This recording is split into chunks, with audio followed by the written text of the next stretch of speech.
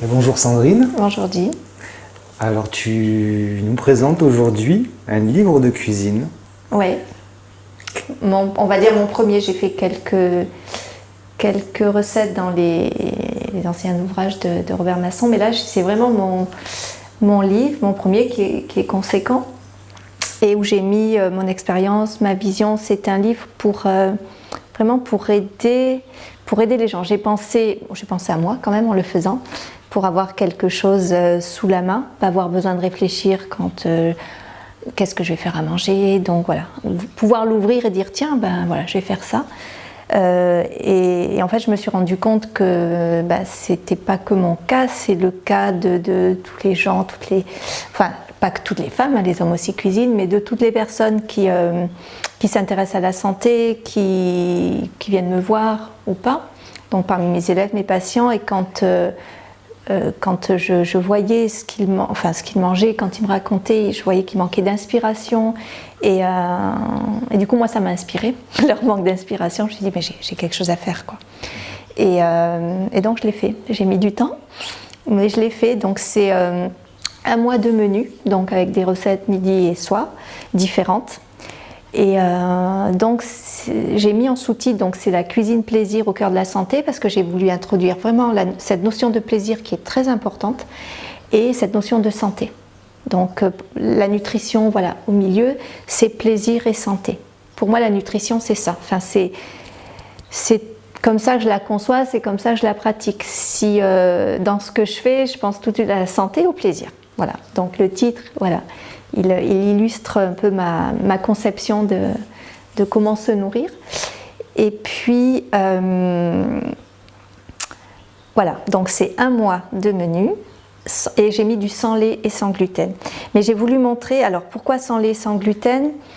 Parce que dans les personnes que je reçois, il y a beaucoup de gens, la plupart voilà, sont malades, entre guillemets, ont des pathologies plus ou moins lourdes, des pathologies auto-immunes, et donc souvent c'est pendant une période, c'est vrai qu'on va éviter le gluten, enfin le blé, et puis les laitages, parce que ça améliore vraiment la santé. Ça c'est vraiment une observation, voilà, sur de nombreuses années.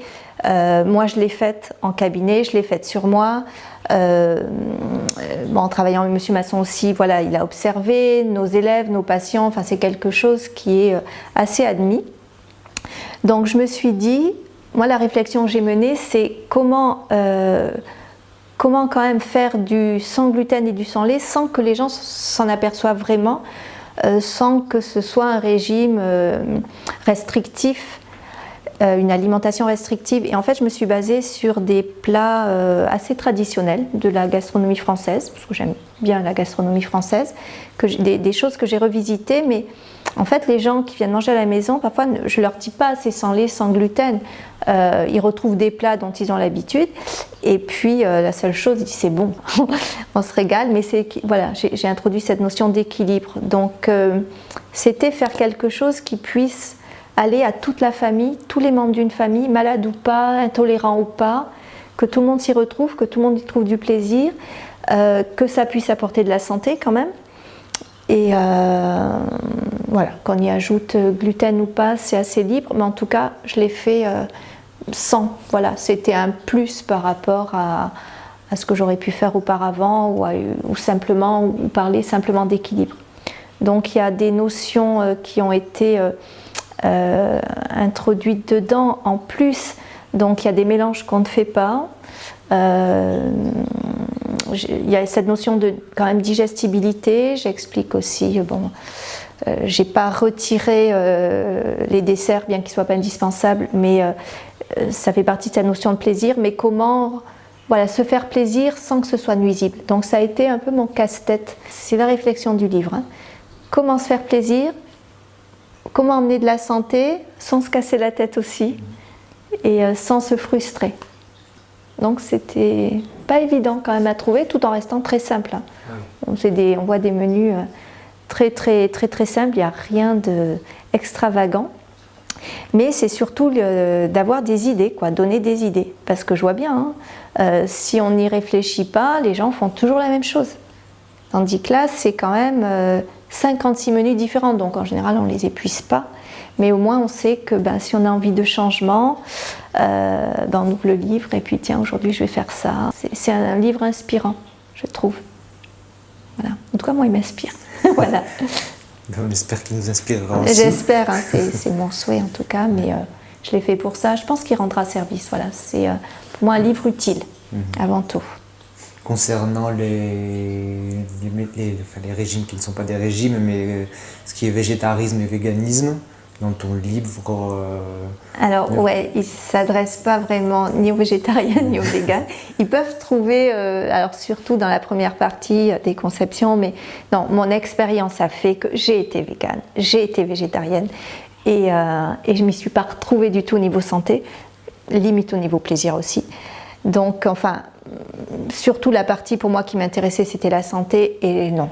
Voilà, pour moi, les protéines végétales ne remplacent pas, c'est acquis quoi, ça fait plus de 30 ans d'expérimentation et je n'ai pas été la seule à expérimenter et en plus j'en reçois des véganes, des végétariens, enfin qui se posent des questions, hein, sinon ils ne viendraient pas me voir, qui sont à la limite et qui s'aperçoivent qu'il y a un truc qui ne va pas, qui sont fatigués, qui n'ont pas la santé, qui ont certains problèmes et donc c'est vrai que je refais un réglage alimentaire adapté à leurs besoins et ils vont beaucoup mieux, donc moi tous les jours je suis de plus en plus convaincue.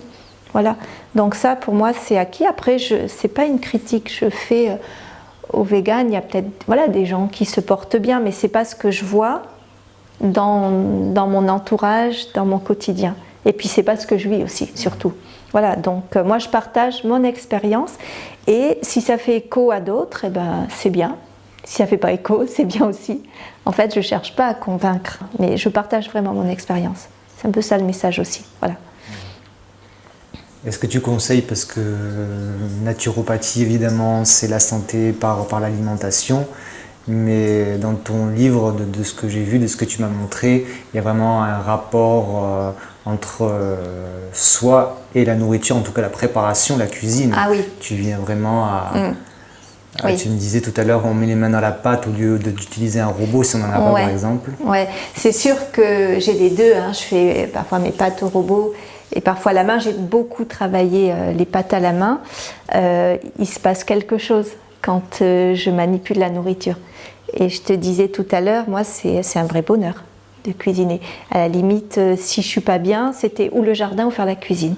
Mais c'est ce contact avec l'aliment. Et en fait, quand je touche l'aliment, il y a la terre. Je visualise pas, mais c'est intégré quoi. Ça vient de la terre, donc c'est ce lien avec la terre pour moi l'aliment. Voilà. Donc et avec le corps, est-ce qu'on va transformer l'amour qu'on y met. Donc il y a cette conscience en fait. Et c'est d'abord ça. Voilà. C'est pas que mental. En fait, tout le côté équilibre alimentaire, santé, ça je l'ai acquis, je l'ai intégré. Donc ça, j'y pense plus. Maintenant, quand je cuisine, je pense vraiment aux soins, à l'amour, au plaisir que ça va procurer. Et il y a quelque chose de magique dedans. Il y a une alchimie, on transforme quelque chose. Et je sais pas, ça s'explique pas. Il faut le vivre. Je pense qu'il y a plein de gens qui cuisinent qui doivent le vivre, mais c'est vraiment. Je pense de toute façon, on transmet ce bonheur qu'on a à cuisiner, ça passe dans la nourriture. Et ça, c'est important. C'est même fondamental. Avant de chercher le reste, avant la qualité peut-être de l'aliment, c'est ce qu'on va y mettre, quoi. Voilà. Tout est dans la préparation de sa nourriture, de son repas. Les préparations, l'état d'esprit. Oui. Voilà. Beaucoup d'état d'esprit. Vraiment l'état d'esprit, quoi. Ah ouais. Ça va. On s'aperçoit. Enfin, c'est pas toujours palpable quand on le fait, mais on voit au résultat. Souvent, le résultat n'est pas le même, suivant l'état d'esprit dans lequel. Parce que les gestes ne vont pas être exactement les mêmes, quoi. Voilà. Mais oui, ça c'est fondamental pour moi. L'état d'esprit dans lequel on fait les choses. La cuisine, autre chose, hein, d'ailleurs. Voilà. Mais c'est vrai que bon, on a chacun nos passions. Je pense que chez moi, ça en fait partie parce que ça me lâche pas, ouais.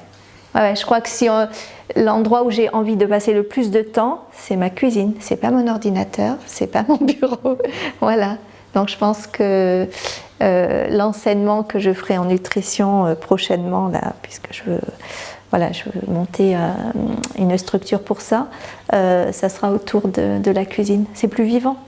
Et je pense qu'on intègre mieux d'ailleurs les choses quand on les voit, quand on les touche.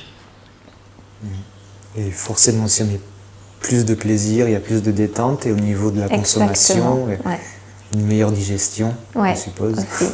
Exactement. Et puis, si on doit intégrer les choses, les personnes qui sont autour, alors que ce soit le repas pris, qu'on mange, qu'on savoure, mais aussi dans les connaissances qui sont transmises. Si la personne, elle aime ce qu'elle fait, forcément l'autre, il va mieux digérer, absorber ces connaissances-là aussi. Voilà. Donc c'est des nourritures différentes, mais comme quoi l'état d'esprit dans lequel on fait les choses fera que ça sera mieux absorbé, mieux digéré, mieux compris.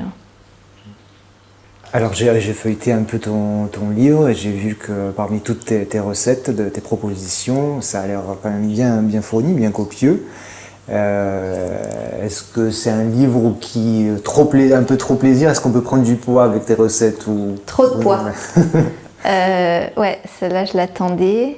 Effectivement, je me suis dit, je risque d'avoir ou des critiques ou des réflexions.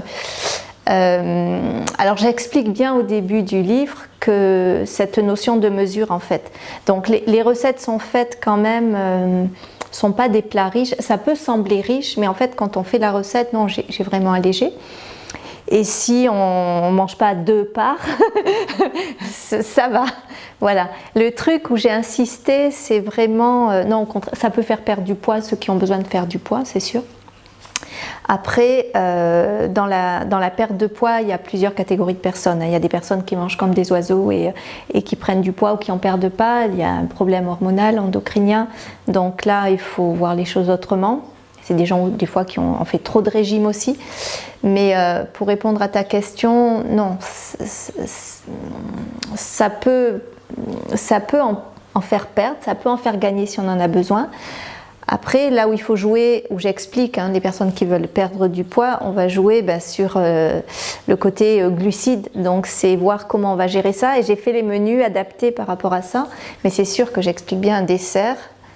Quand il y a un gâteau, moi j'ai divisé les parts même par 4. C'est quand on met sur une recette pour 4 personnes. Moi je dis ça peut aller par 12 parce qu'on n'a pas besoin, on peut prendre une toute petite part. Après c'est chacun qui gère en fonction de ses capacités de combustion, de sa faim, voilà, c'est la personne à gère. Moi je peux pas être derrière chacun, dire toi tu vas manger que ça, toi tu peux prendre un peu plus. C'est à chacun de s'écouter, ça je l'explique aussi dans le livre. C'est important d'apprendre à s'écouter et pas d'être toujours avec une balance en train de peser. Peut-être au début, parce que voilà, les gens ont perdu l'habitude de vraiment s'écouter. C'est ce qui est terrible à notre époque dans beaucoup de choses. On ne s'écoute plus, on écoute des analyses, on écoute les autres. Quand on vous demande si vous allez bien, la personne, elle ne va pas vous répondre, enfin, il y en a oui, mais elle ne va pas vous répondre spontanément comment elle se sent. Non, mes analyses sont bonnes, ou le poids sur la balance, mais c'est comment tu te sens toi vraiment. Les gens ne savent plus, beaucoup de gens ne savent plus.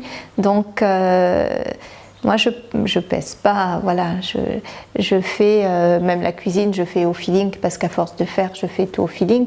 Mais dans ce que je mange, j'écoute. Là, est-ce que aujourd'hui, j'ai besoin de plus? Et il y a des jours, non, pas besoin, voilà. Donc, c'est vraiment apprendre à s'écouter, ça demande du temps, ça.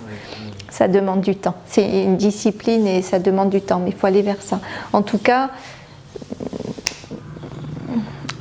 il y a l'équilibre dans ces menus et après chacun peut gérer, mais j'ai fait en sorte que ça soit stable, en tout cas qu'on prenne ou on perde selon nos besoins. Après la personne qui veut vraiment être accompagnée, là, voilà, elle peut le faire voilà, en individuel, mais j'ai vraiment fait en sorte que ça s'adapte au maximum de personnes. Et même quelle que soit la pathologie, quoi, voilà. Parce qu'il y a cette notion d'équilibre, j'ai fait attention à plein de choses, mais bon, après, il y a l'individualisation, ça peut aller beaucoup plus loin. Et j'ai fait quelques menus dans le livre. Je ne me suis pas attardée là-dessus, parce que ça peut faire l'objet d'autres livres.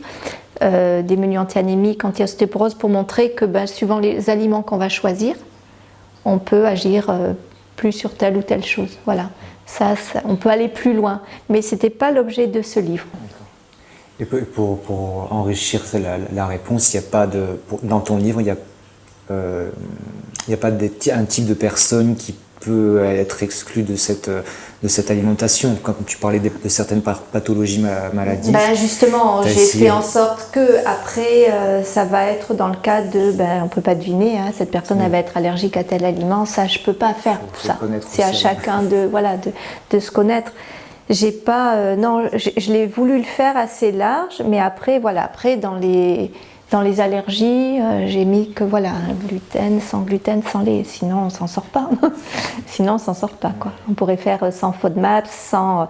Je suis pas rentrée là, ça peut faire l'objet d'autres livres, mais à un moment donné déjà, je trouve que quand on enlève le lait gluten, c'est pas mal, hein.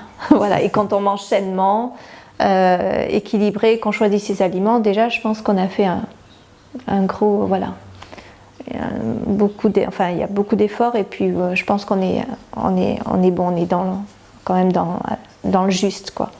Mais après on peut aller toujours plus loin dans l'individualisation, c'est sûr, mais à chacun de se prendre en main aussi, c'est écouter, et cette partie là, on peut pas mâcher tout le travail pour l'autre, on peut guider, donner des astuces, mais après à chacun, c'est un travail que j'ai fait, j'ai pas tout appris dans les livres.